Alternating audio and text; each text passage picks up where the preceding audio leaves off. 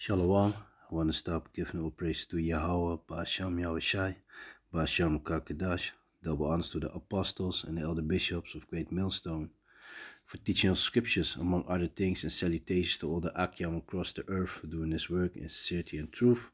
And Shalom to the sincere brothers and sisters who are at home watching the videos and do the best to please Yahweh, Ba'asham Yahushai. So for this lesson, for this video, I want to basically go in this article a little bit.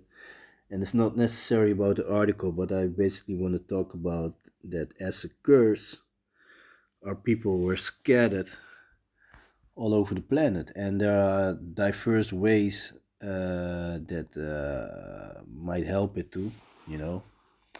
It's also, of course, some people used to travel, you know, and we men, we like women of all kinds of nations.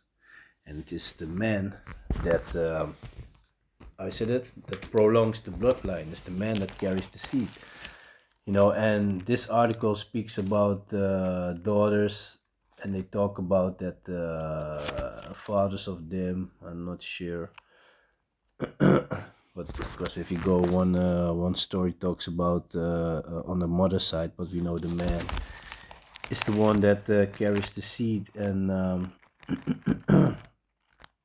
so to him. I said to him comes the bloodline, because the man carries the seed, male and female. You already have it in his nutsack, you know.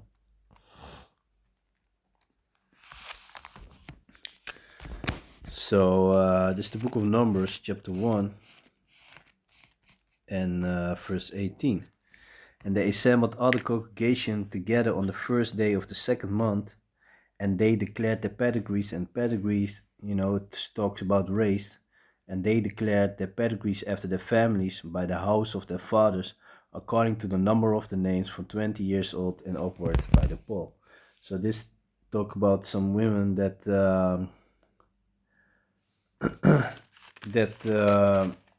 didn't know which tribe they were. So they went back to the house of the father to find out from which tribes they come in, you know.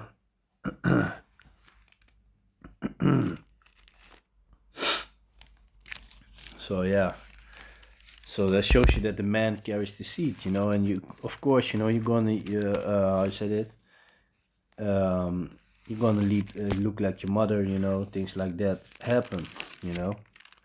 For example, as a dark-skinned man is gonna make a child with a so-called white woman, his child is gonna be lighter than he is. If his child grows up and gonna do the same thing, his son, gonna make a child with a so-called white woman, then probably his child's gonna be looking like a so-called white boy. Meanwhile, he goes back to his grandfather, which is a dark-skinned Jacob descendant, you know. And like I said, you know, we've been our men, you know, we like women from all kinds of nations, and of course, you know, we've been making children in diverse countries, which they eventually also started to look like the heathen nations. Meanwhile, they go back to our people. For example, during the Vietnam War, there were a lot of Jacob descendants fighting for America, and they made children with the women over there. You know, just to name something. Let me jump a little bit in this article. So, Rotterdam sisters Gita and Judith are descendants of Indo-Africans or Black Dutchmen. In the 19th century, young West African men were conscribed to serve in the Dutch army. You see that also in the army on a completely different continent, namely the former Dutch East Indies, present-day Indonesia. They quietly assimilate into Dutch society.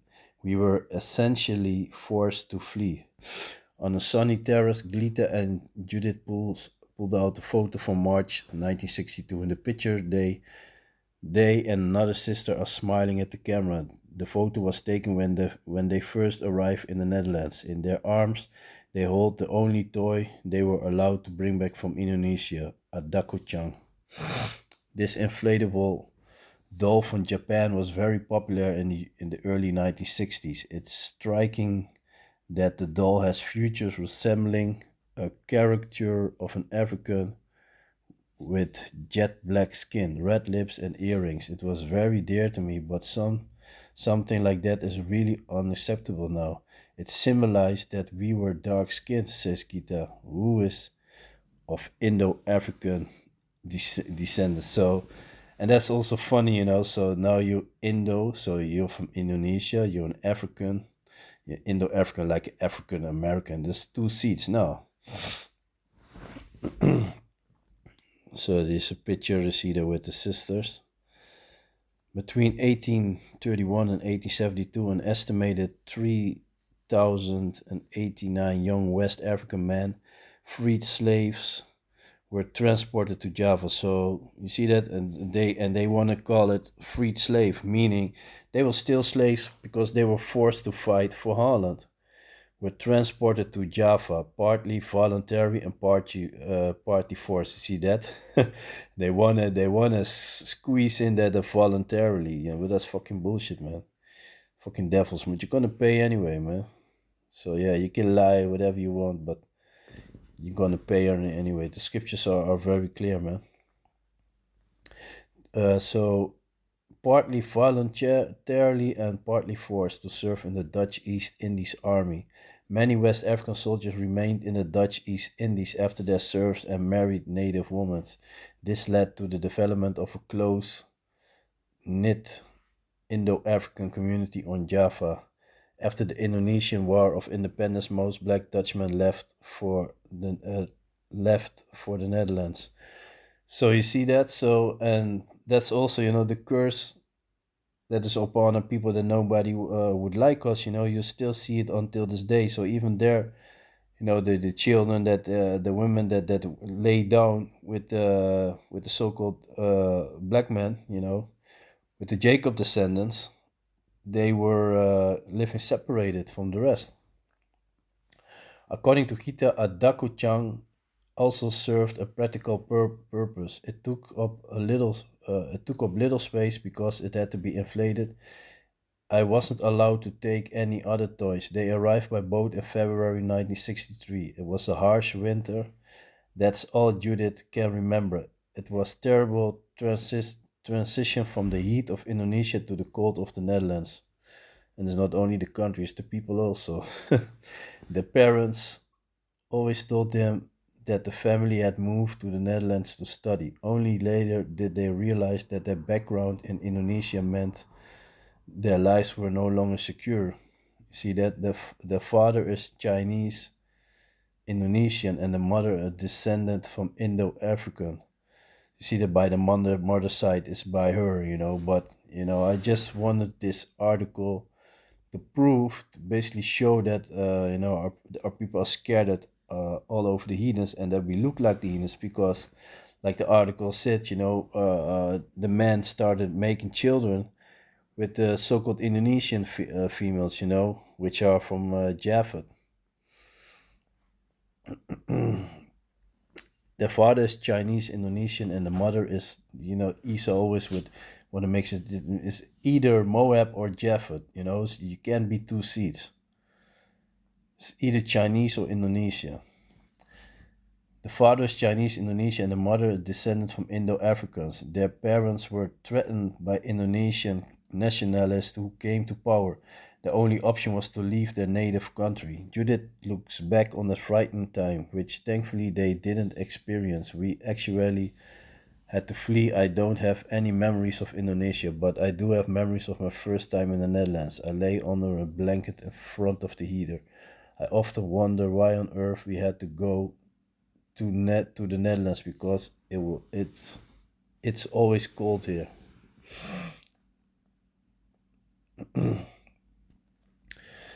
So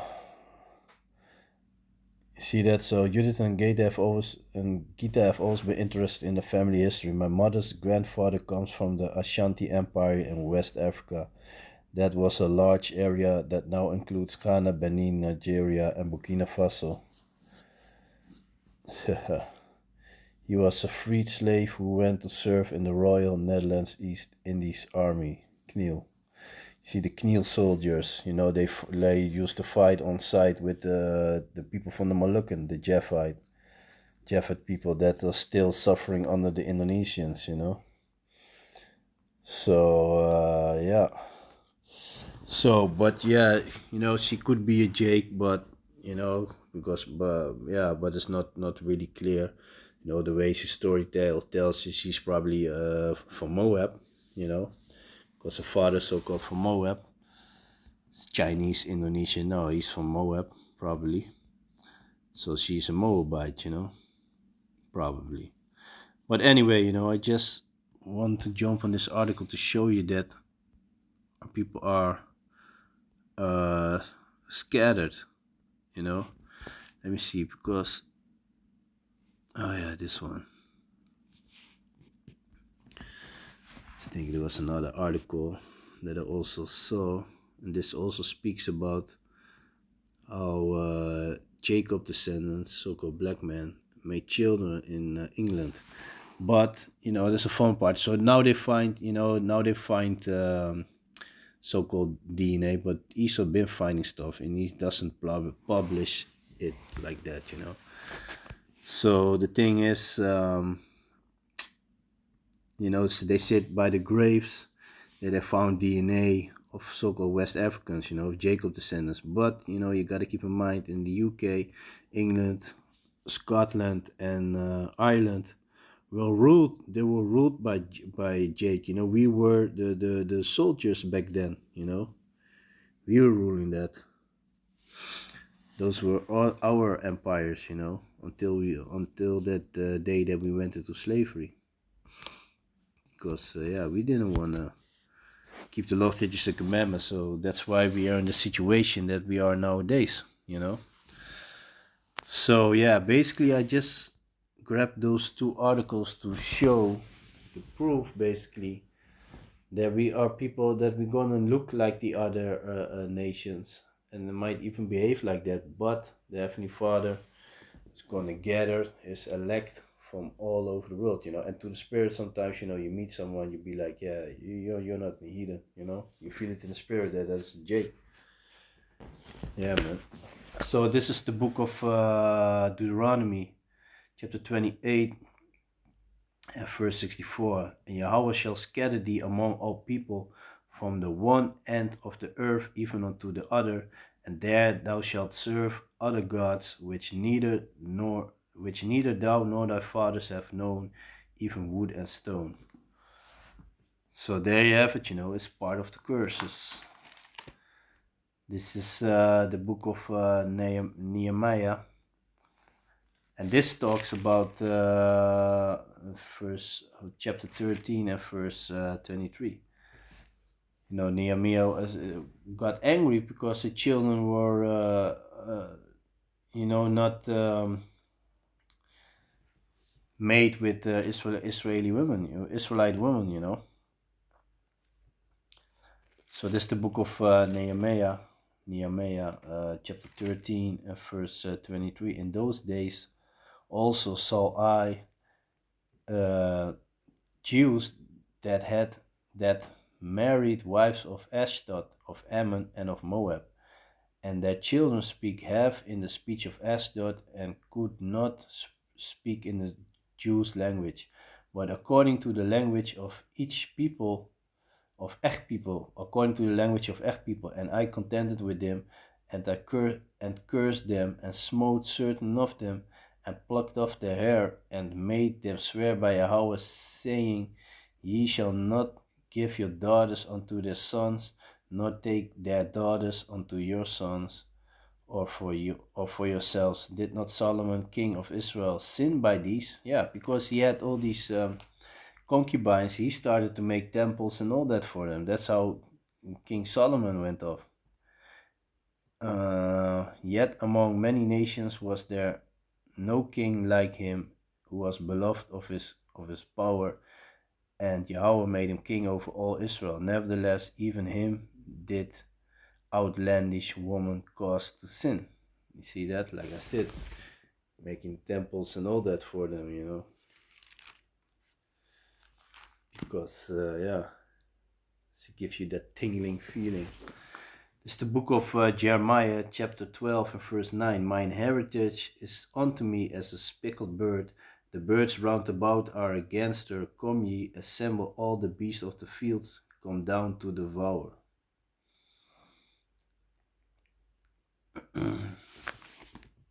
See, that's so. And so that shows us that our people gonna look, even back then, look like the heathens, because our men like to lay down with, yeah, in general, we like females, especially if they're so-called foreign. So let me see the book of the book of James, chapter 1 and verse 1.